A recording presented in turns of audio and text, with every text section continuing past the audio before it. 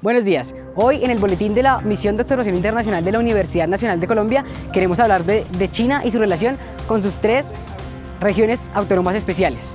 ¿Por qué se preguntarán ustedes? Simple.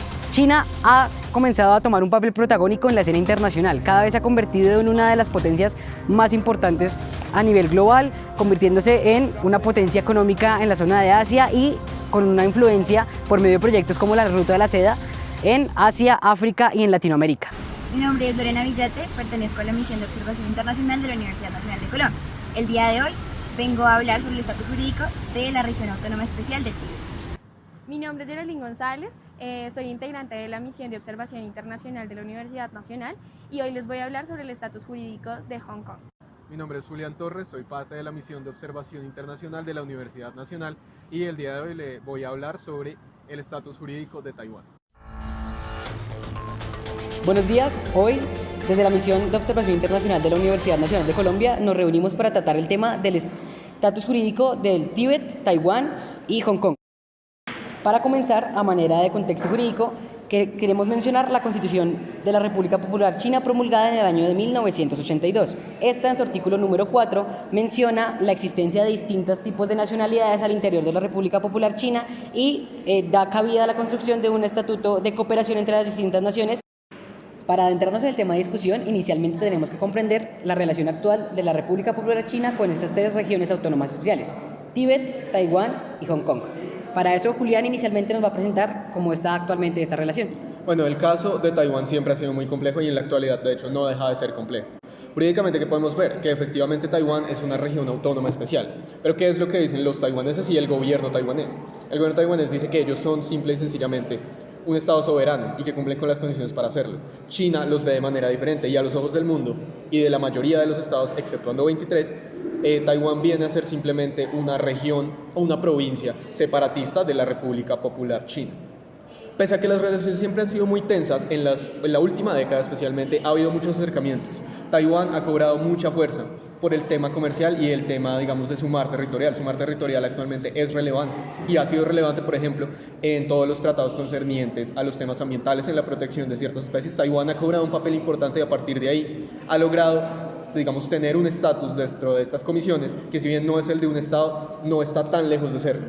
Y en cuanto a China, sigue, digamos, en este momento muy molesto con cualquier país que reconozca a Taiwán, pero ha cedido también mucho, ha empezado a buscar soluciones pacíficas.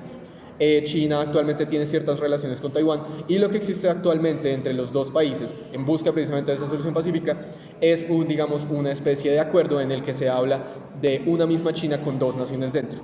¿Cuál es el problema y por qué la situación es tan tensa? Porque es una sola China, pero Taiwán dice que es una sola China siendo la República China perteneciente al gobierno que está actualmente residiendo en Taiwán, y la República Popular China dice que hay una sola China, que es precisamente la China Popular, y que esa China Popular engloba también a Taiwán. Es decir, hay un consenso en que debe haber acercamientos y debe solucionarse esto por vía pacífica, pero los países siguen bancados en su posición de ser soberanos sobre el territorio completo en cada uno de los casos. Muchas gracias, Julián. Retomando la idea que tú planteas de dos naciones, un solo estado, quisiera preguntarle a Geraldine sobre precisamente el caso de Hong Kong. La situación de Hong Kong es bastante compleja en la actualidad, ya que la presidencia actual la pone el Partido Comunista Chino y pues eso ha generado una serie de conflictos a nivel interno dentro de Hong Kong y porque los intereses que lleva este representante del gobierno representan al Partido Comunista, más no a los intereses propios de Hong Kong. Entonces esto ha generado muchísimas revueltas a nivel interno porque pues cada vez China quiere ejercer mucho más control sobre Hong Kong acerca de libertad de prensa, todo aquel que vaya en contra del gobierno chino pues se le quiere llevar a un juicio interno en China y eso ha generado una serie de revueltas porque además Hong Kong está muy limitado en términos militares, de gobierno, o sea las decisiones como tal no se pueden tomar si el Partido Comunista China no está. Autónomo es en su propio sistema de gobierno porque pues todos sabemos que en Hong Kong se maneja un sistema capitalista muy contrario al que hay en China. Y pues esa es la situación actual de Hong Kong, en donde hay una serie de violación de derechos humanos, porque pues han habido una cantidad de revueltas a nivel interno que que inclusive el que está encargado de pasar unos reportes de violación de derechos humanos ante la ONU es ese representante del gobierno chino. Entonces termina siendo muy parcializada la situación. Muchas gracias, Geraldine. Por último, creo que debemos anotar que la gran mayoría de la opinión pública tiene alguna vaga idea sobre lo que está sucediendo en Taiwán y Hong Kong. Quisiera preguntarte, Lorena, por el eterno olvidado, ¿cuál es la relación entre el Tíbet y China? Bueno, lastimosamente actualmente no se habla demasiado respecto a la situación del Tíbet. Las últimas noticias que podemos reconocer vienen desde el 2009-2012, ya que en los últimos años se habla de un gran desarrollo económico, de educación y cultural, pero lo que se esconde es que este desarrollo es para los chinos que han sido trasladados por parte del gobierno actual de la República Popular de China hacia la región del Tíbet. Los tibetanos, como cultura, como etnia, han sido desplazados hacia los sectores rurales donde no tienen las condiciones específicas de una vivienda digna o todo este desarrollo económico que tanto se habla en los medios de comunicación. Se está a la espera es de un diálogo entre el gobierno exiliado del Dalai Lama y pues el actual presidente de la República Popular de China. ¿Cómo es que hemos llegado a este punto? ¿Cuál es el origen de la relación que actualmente se lleva entre China y sus tres regiones autónomas?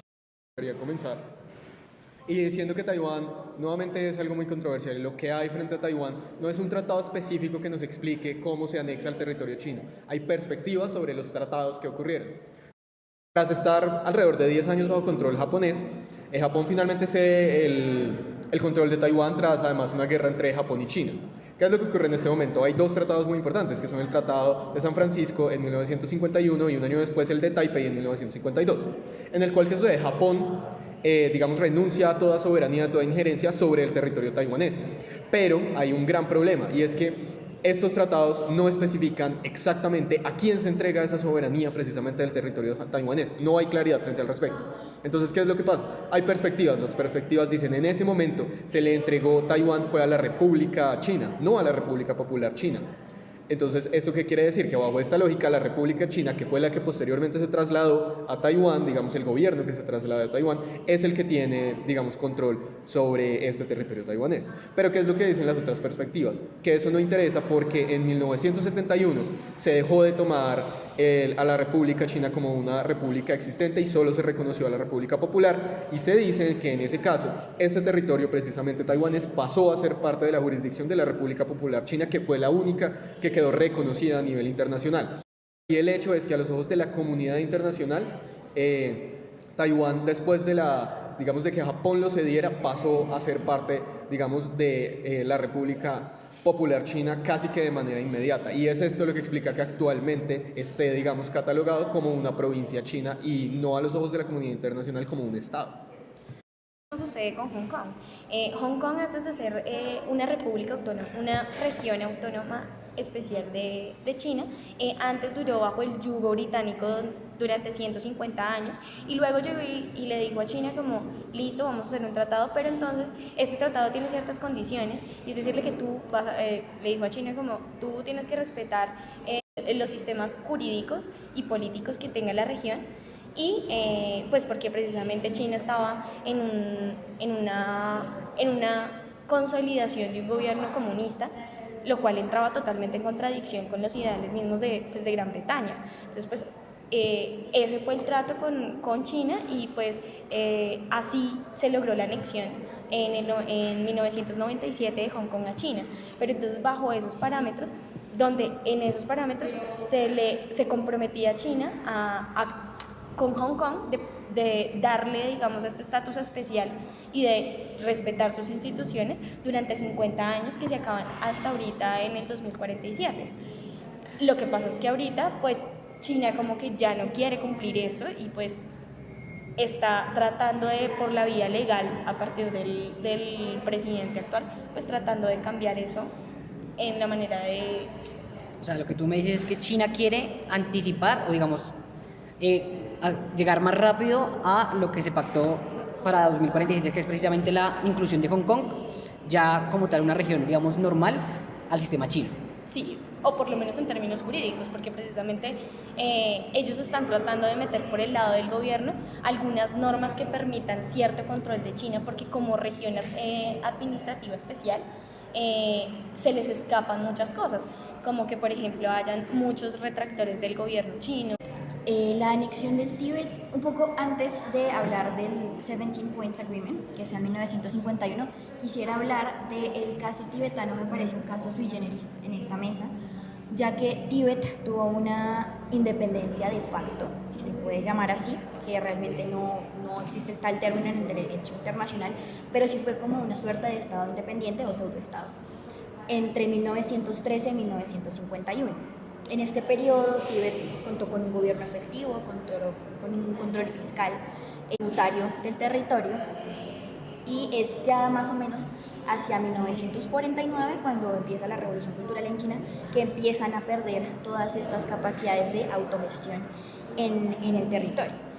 Antes, digamos, lo que tenía Tíbet era una suerte de indicadores de independencia, Tíbet, pero que realmente no son indicadores como fundamentales para establecer un Estado. Tíbet tenía su bandera, tenía su himno, tenía su moneda, tenía como todas estas características que reconocemos en los estados, pero también nos pone a plantear como pues los estados federales, como en Estados Unidos, también tienen estas especificidades. El Tíbet manda en este mismo mes un enviado a Beijing a intentar negociar pues este 17 Points Agreement. El acuerdo se firma el 23 de mayo de 1951, pero hay algo muy curioso sobre este tratado, y es que el delegatario no tenía plenos poderes para poder firmarlo. Y Una pregunta ahí, ¿el delegatario de China o del Tíbet? de Tíbet no tenía los plenos poderes para poder firmar esto. De hecho, se había estipulado por escrito que debía ser debatido primero con el Dalai Lama antes de que se firmara tal acuerdo con China. ¿Qué pasó en China? Se encargaron de hacer un sello tibetano forjado en China para poder legalizar este tratado. Lo cual, pues, realmente cuando llega el tratado a Tíbet, el Dalai Lama no lo acepta.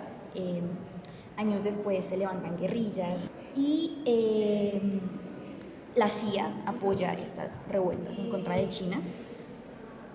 Entonces lo que tenemos acá es como un acuerdo nulo, por un lado, ya que no hay como unos plenos poderes, pero también hay algo muy interesante, y es que cuando nos remitimos a la Convención de los Tratados, del Derecho de los Tratados de Viena, en 1960, ahí es el artículo 52 de la sección segunda, donde se declara la nulidad de los tratados, nos habla primero que un tratado es nulo cuando hay amenaza o uso de la fuerza.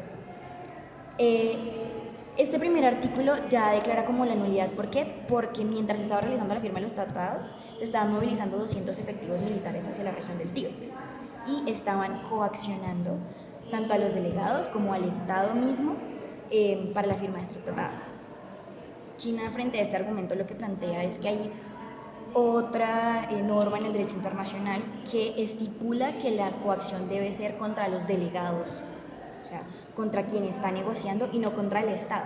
Sin embargo, pues no, pues están violando derechos humanos mientras se está negociando un tratado. Entonces, por esa parte es nulo el acuerdo, pero también en el artículo 53 un tratado es nulo cuando se opone a una norma imperativa del ius cogens, como primero el uso de la fuerza, y segundo podríamos plantearnos que Tíbet tenga la posibilidad de defenderse mediante la Declaración sobre la Concesión de la Independencia de los Países y Pueblos Coloniales, que es la resolución 1514 de la ONU, y ahí se estaría violando pues la autodeterminación de los pueblos.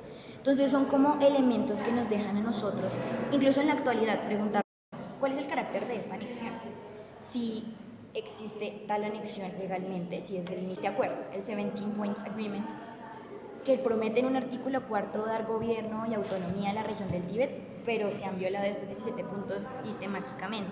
¿Que estas regiones no han podido convertirse en estados independientes?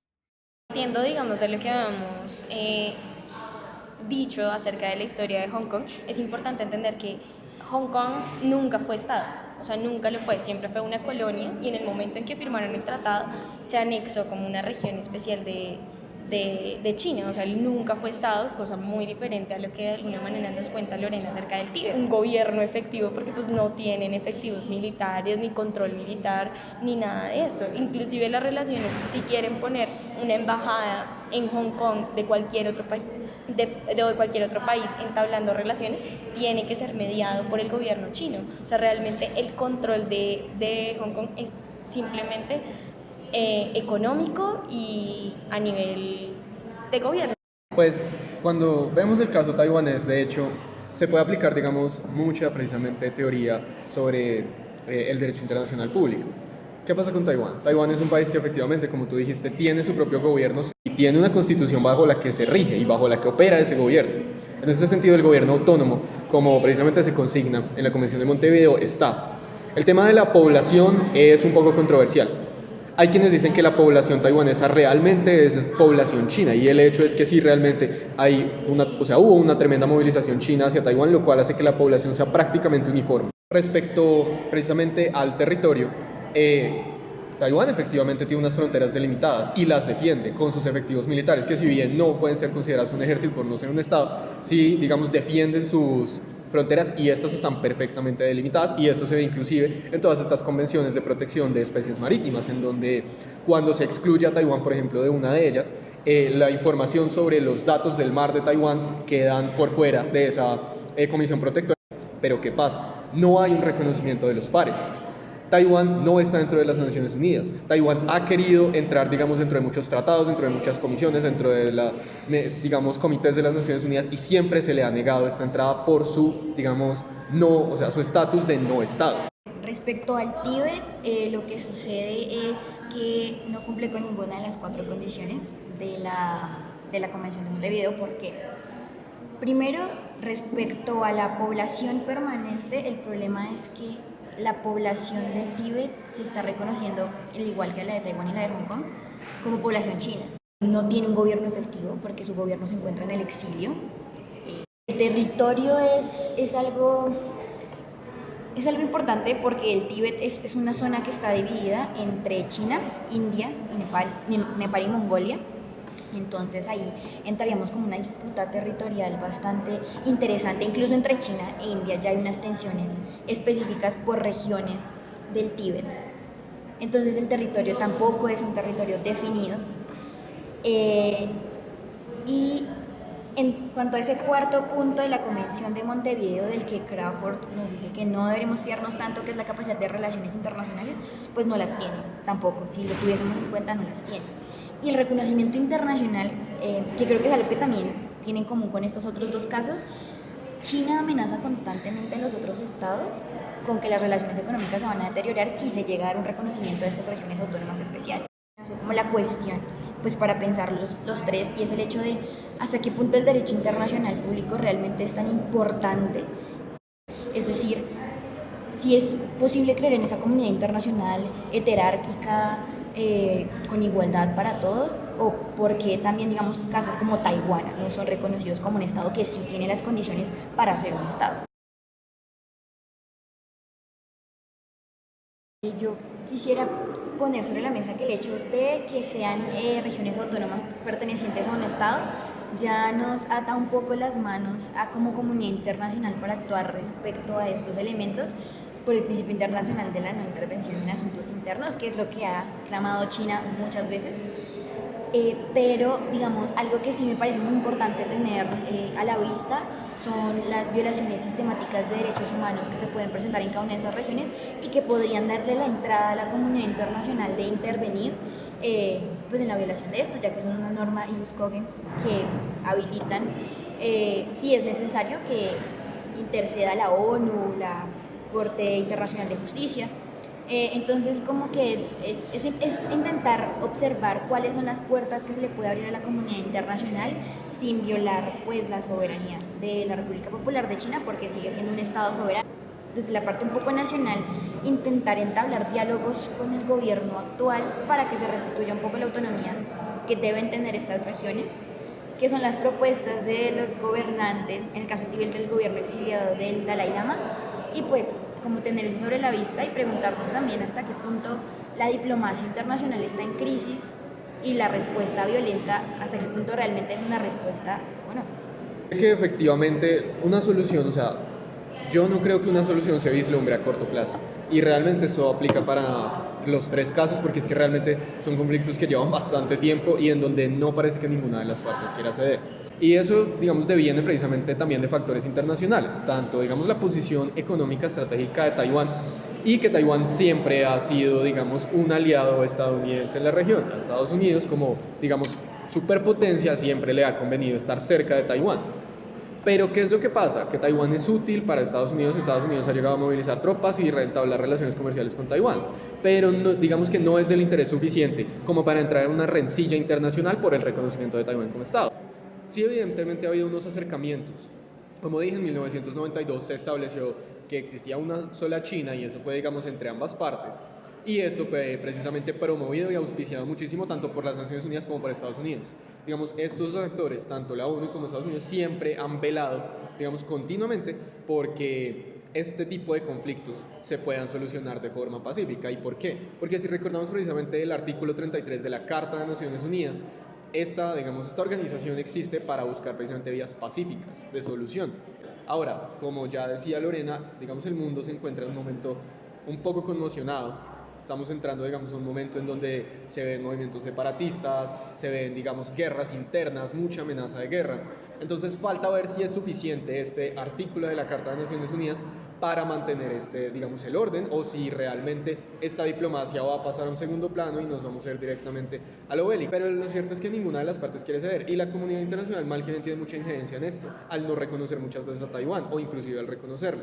O en el hecho mismo de que cuando se llegó a un acuerdo entre las partes de que había una sola China, solo que con visiones diferentes, muchos estados se meten ahí. No, efectivamente hay una sola China, que es la China comunista, que es la China popular. Y esto evidentemente hace que las tensiones crezcan, por ejemplo, con Taiwán. Entonces vemos que si bien es un conflicto interno y las partes, digamos, que tratan de buscar soluciones, es difícil. Y es difícil también porque la comunidad internacional tiene, digamos, ambos papeles. Tanto ayudan a veces y velan porque esto se solucione, como a veces llegan inclusive a intensificar el problema. Mira que aún así, digamos, en Hong Kong, yo todavía no veo como un panorama un poco esperanzador para Hong Kong, pues teniendo en cuenta que realmente Xi Jinping no tiene ese carácter de conversar o de llegar a un acuerdo, porque realmente estamos hablando de cosas elementales de una democracia que se están debatiendo dentro de Hong Kong. O sea, lo que quiere China es reprimir muchísimos aspectos en términos de libertad de reunirse, libertad de movilidad, flujos de capitales, cosas muy propias de la democracia. O sea, China no va a negociar que en una parte o en una de sus regiones hayan movimientos en contra del gobierno chino. O sea, personalmente no lo veo viable. Yo realmente no le veo esperanzas a que se pueda llegar o a un acuerdo, ¿sí? o a que Hong Kong posiblemente se separe. O sea, no creo, y menos de la importancia que tiene Hong Kong para toda China. O sea, Hong Kong es muy importante y está ubicado estratégicamente y es un elemento fundamental en la economía al igual que Taiwán. O sea, son elementos muy importantes en el crecimiento económico de China.